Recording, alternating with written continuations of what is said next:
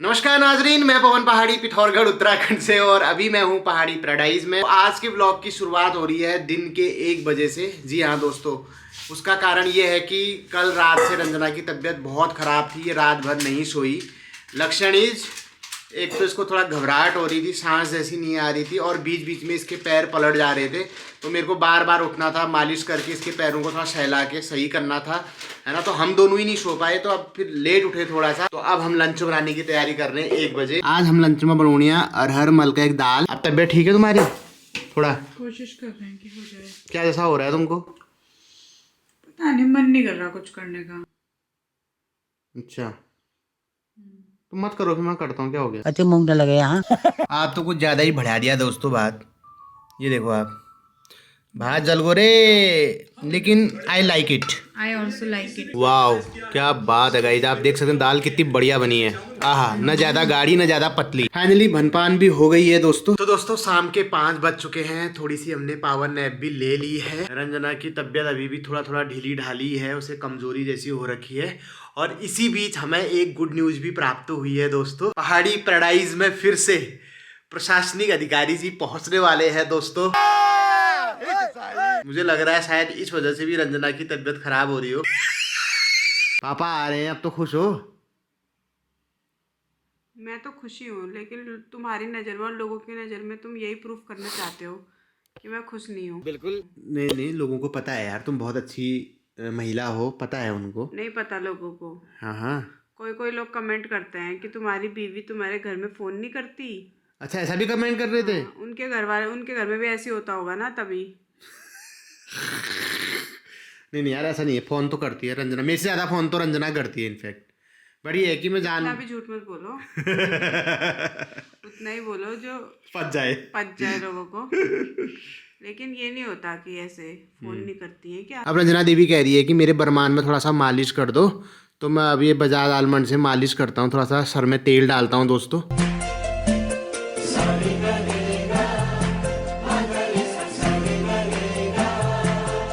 कभी कभी मैं सोचती हूँ ना, ये मेरा पति भी क्या किस्मत लेके आया होगा बेचारा। क्यों? अभी मेरे सर की मालिश कर रहा है, रात को अपने पापा के पैरों की मालिश करेगा। ये तो सही कहा। मेरा मन तो बहुत करता है कि इसे रोकूं, लेकिन नहीं कह सकती ना कि पापा के पैरों की मालिश मत कर। बेटा, ये नहीं कि आप मेरी मालिश मत कर रहे हैं। बाप रे, ऐसा राग भर रखा है इसके पेट में गाइस, देख रहे हो आप? राग वाग कुछ नहीं है, बस मेरी जुबान गंदी हो गई है तुम्हारे साथ। सब तेरा बढ़िया से मुझे मुंह खराब। तो दोस्तों पापा के लिए फोन किया, वो भीमताल पहुंचे हुए हैं। तो उनके पहुंचने तक हम थोड़ा सा शाक पात काट देते हैं दगड़ियों, क्योंकि थकान पटान और भूखे प्यासे आ रहे होंगे, तो टाइम से हम उनको खाना डिलीवर कर पाए, इसलिए हम शाक काटने लग गए हैं। रंजना देवी मसाज के बाद बरकन ताज हो गई है दगड़ियों। आज हम अपने बौजी को खिलाएंगे आलू शिमला मिर्च की सब्जी। अभी थोड़ा सा तुम्हारे मुंह में पानी भी आ गया है, वरना बहुत डल हो रही थी तुम सुबह से। अभी भी डरती हूँ, तो तेल लगा के बाल पीछे करती।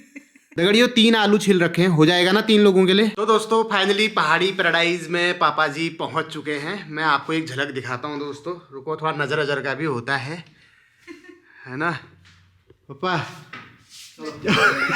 लट्ठी लेके आ रहे हैं पापा, इधर को दिखाओ। पिछली बार आग का इलाज किया था, घुटनों का जो है लट्ठी लेके आ रहे दोस्तों। आप देख सकते हैं यहाँ पे पहाड़ी पैराडाइज में पप्पा लट्ठी टेक के आ रहे हैं। घिंगारू की लकड़ी है ना वो? हाँ, मतलब मार्केट में तो मिलती है, वो रेडीमेड से मजा नहीं आ रहा था ना। हाँ हाँ हाँ। तो दोस्तों पप्पा अपने सबसे बड़े वाले भैया दमवा डूंगा वाले ताऊ जी के लिए तबियत ठीक है ना, लट्ठी लेके आए हैं। ये ठेठ पहाड़ी लट्ठी है दगड़ियों। पहले के जो आमा बड़वाजू थे वो इन्हीं लट्ठियों का यूज करते थे। ये लट्ठी बनी हुई है घिंगारू के झाड़ से। मेरे बड़वाजू भी पहले से लट्ठी बनाते थे दोस्तों, ठीक है। उन्होंने ITI में लट्ठी बनाना ही सीखा था। उस टाइम पे ऐसी ट्रेड चलते थे दोस्तों, क्योंकि ज़रूरतें ही ऐसी थी ना उस समय।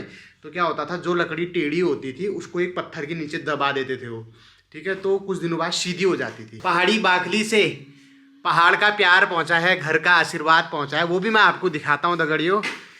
थोड़ा आपको गिजाता हूँ। ये हॉट केस में दही खाली कर दिया है दोस्तों। ये दूध दीपा भौजी के घर से आया है दोस्तों, तो दीपा भौजी का भी बहुत बहुत धन्यवाद, ठीक है। आपकी इंग्लिश दिन प्रतिदिन और ज़्यादा शानदार होती रहे। दोस्तों ये पहाड़ी बाखली के गोपली का दूध है, हमारा ऑल टाइम फेवरेट लासन का लूण दगड़ियो। हमारे इस नमक की खासियत क्या है पता है? आप घर के बाहर भी होगे ना, वहां भी आपको इसकी खुशबू आ जाएगी और इतना बढ़िया होता है। ये फलूम में डाल लो इसको या फिर रोटी को चुपड़ो, ऊपर से नमक बुरक दो और चाय के साथ। आहा, मम्मी ने घुगते भी भेजे हुए हैं दोस्तों, ये हमारे पहाड़ों का रिवाज है। जुराब भी तो सारे पूरे 2 हाथ लंबे हैं। सही बात। यहाँ देख रहा हूँ, निकल क्यों नहीं रहा है? कहाँ से आए इतने लंबे जुराबे? तू ही लेके आया था किसी में। ये वाला तो नहीं है पोलैंड में, वहाँ ठंडा ज्यादा पड़ता है, यूरोपियन कंट्रीज में। भाई साहब वहीं के हैं ये, पोलैंड के। ये देखो। ओ भाई किसने देखा है? रंजना की हाइट के बराबर है। मम्मी धनीला भेजा हो, ये देखो इधर मूली की जड़ जैसी भी देख रहा हूँ, पालक भी आ रखा है, इसमें लाई है दोस्तों। एक बात तो है दोस्तों, हमारे पहाड़ के जो ईजा बाबू होते हैं या आमा बाबू होते हैं ना, वो भले ही हल्द्वानी आने से, देहरादून आने से कतराते हैं, लेकिन पहाड़ की चीजें, पहाड़ का प्यार भेजने में फर्स्ट रहते हैं। वो सोचते हैं कि यार हम खाएं ना खाएं, हमारे बच्चे खा लें बस ये पहाड़ की चीज़ें, है ना। कई लोग तो जिनके घर में नहीं होता, जैसे मान लो नींबू है, हर किसी के घर में नींबू नहीं होते, माल्टा नहीं होते, तो मांग के जुगाड़ करके इधर आस पड़ोस में बोल के तब भी भेजते हैं। तो ये प्यार भी किस्मत वालों को मिलता है दोस्तों। फाइनली हमारा डिनर तैयार है, गर्मा गर्म रोटी चुपड़ी हुई, साथ में प्याज और हरी मिर्च का रायता और आलू शिमला मिर्ची की सब्जी। 8 बज गए, मैगी के 8:30 हो गया। तो दगड़ियों फाइनली डिनर हो चुका है और अब समय है पहाड़ी पैराडाइज में प्रशासनिक अधिकारी जी का स्वागत करने का। तो बहू के बनाए हुए लड्डू पूरे तिल के ही है ना ये? तिल और गुड़ क्या है, ये बात भी बताओ जरा। बढ़िया हो गया, सही है। 10 में का 2 नंबर, 10 में से 9। मैंने सोचा कहीं वो उडुपी वाले की तरह 4 नंबर तो नहीं देते हो। उस दिन ऐसा क्या हो गया था पप्पा जो 4 नंबर दे दिया आपने? बात ही नहीं आया तो अब क्या करा, 4 नंबर भी मैं। अब तूने पूछ लिया सवाल तो अब थोड़ा बहुत इज्जत तो रखी दे। हाँ बस जरा इज्जत ये रहेगी, -4 नहीं किया। पप्पा के लिए बेड लगाया जा चुका है, गरम चादर बिछा दी हमने, ह्यून स्पेशल चादर है गाइस ये। आप लोगों ने पिछली बार सुना के मेरे को इतना जलील कर दिया था कि अपने पिताजी को, अपने पापा को तुम नीचे सुला रहे हो और अपना बेड पे सो रहे हो, कैसे नंगे बच्चे हो तुम, है ना। तो समझा करो यार दोस्तों, हर चीज़ मैं ब्लॉग में एक्सप्लेन नहीं कर सकता, उसका भी कुछ रीज़न होगा। उसके 2-3 कारण थे, वैसे मैंने शायद तुमको बताया भी था, फिर भी बता देता हूँ। एक तो मेरे पापा वानप्रस्थ आश्रम में चल रहे हैं। जब 50+ हो जाता है आदमी तो हमारे हिंदू सनातन संस्कृति के अनुसार 4 आश्रम हैं, ब्रह्मचर्य, गृहस्थ, वानप्रस्थ, संन्यास।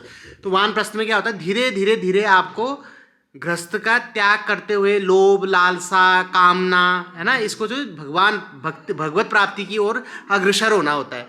तो ये सब चीज़ें बाधक है। विलासिता, दीवान बेड में सोना, गूजी में नहाना, गूजी बोलते जगूजी में नहाना, ही विलासिताएं हैं। एक कारण तो ये है। दूसरा कारण ये है दोस्तों, पापा को ना बिस्तर में स्वयं दबा देते हैं, ये वक्का बक्का बकने लगते हैं, कभी कभी इतना भड़क जाते हैं, सपना देखते थे नीचे गिर जाते हैं। अब हार्ट भाट टूटल, ठीक है, बुढ़ापा है, हड्डियाँ टाइम से जुड़ती भी नहीं है, इसलिए ये नीचे ना गिरे बिस्तर से, इसलिए हम इनको पहले नीचे गिरा के सुला देते हैं। उसने बोला 3,500 इसका, इस कंबल का। नहीं, लेकिन इसकी वैल्यू 1800 रुपये सही है, इससे ज्यादा नहीं। उसने बताया था 3,500 रुपया। हाँ मैंने कहा यार तो रोज तो यहाँ बैठता खाता पीता है, मैंने कहा वही साल वाला। हाँ, अरे उसने ब्लॉग देख लिए होंगे ना कि ये प्रशासनिक अधिकारी है करके। मैंने कहा भाई ऐसे तो काम नहीं चलेगा यार, तो पहले बैठ, पहले तो पंडित आदमी है, माँ का महीना लग रहा है, वैसे दे जाता तू, हाँ, और ऊपर से तो अब बहुत ठग रहा है 3,500 रुपये में। मैं 3,500 रुपया मैं दूंगा नहीं इसके। हाँ, बोला कितना दोगे? फिर मैंने कहा तू ही बता, तेरी चीज है। हाँ, बोला फिर चलो 3 दे दो कहने लग गया। हाँ, फिर 25 दे दो कहने लग गया। हाँ, फिर 24 दे दो कहने लगा। मैं बोला कि इससे कम नहीं होगा। मैंने कहा नहीं होता तो भैया मेरे पास तो बहुत है अंदर, हाँ, पूरी फैमिली के जो है, मेरे हर दीवार में मेरे कपड़े हैं। और मैं तो ये सोच रहा हूँ कि तेरी मतलब इस साल में मैंने बोनी नहीं कर रखी है, सोच रहा हूँ कि थोड़ी बहुत बोनी कर दूं। तेरे पे एहसान कर रहा हूँ मैं। एहसान कर रहा हूँ मैं तो। हाँ, हाँ, तो इसलिए जो है तू वो कर ले। मैंने कहा अच्छा, देना है तो दे दे। तो लगी इसमें शायद सिलाई। सिलाई तो बेटा चारों तरफ होती है ना, ये रेडीमेड होती है। तुम अगर अपनी मशीन, जो सिलाई वाली मशीनें होती हैं, इससे रखोगे तो मतलब खुलेगा नहीं ये बस। तो दोस्तों अब समय है पापा की मसाज करने का। बस एक यही दुर्गुण है इनमें, बान प्रस्था तैयारी करनी दगड़ियों, और मसाज का लोभ अभी तक नहीं छोड़ पाए।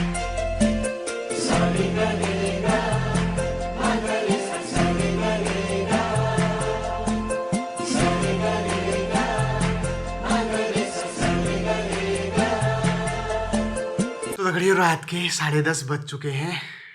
दिन में घरवाली के बरमान की मालिश करी और शाम को पप्पा के हाथ खुटों की मालिश भी कर दी, क्योंकि हमारे वहाँ से हल्द्वानी का बहुत लंबा सफ़र है दोस्तों।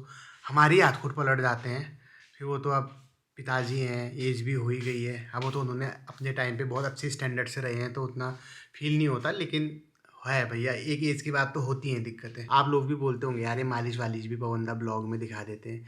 दोस्तों ये एक संदेश होता है, बहुत से लोगों को ये दिखावा लग सकता है। चलो एक बार को मान ली कि मैं दिखावा कर रहा हूँ, लेकिन वो दिखावा करने से मैं अगर ईजा बाजू की मालिश कर रहा हूँ या अपनी घरवाली की मालिश कर रहा हूँ तो ये अच्छी बात है ना, भले ही दिखावे में कर रहा हूँ, कम से कम उनकी मालिश तो हो रही है इस दिखावे में प्रेशर में आने की वजह से।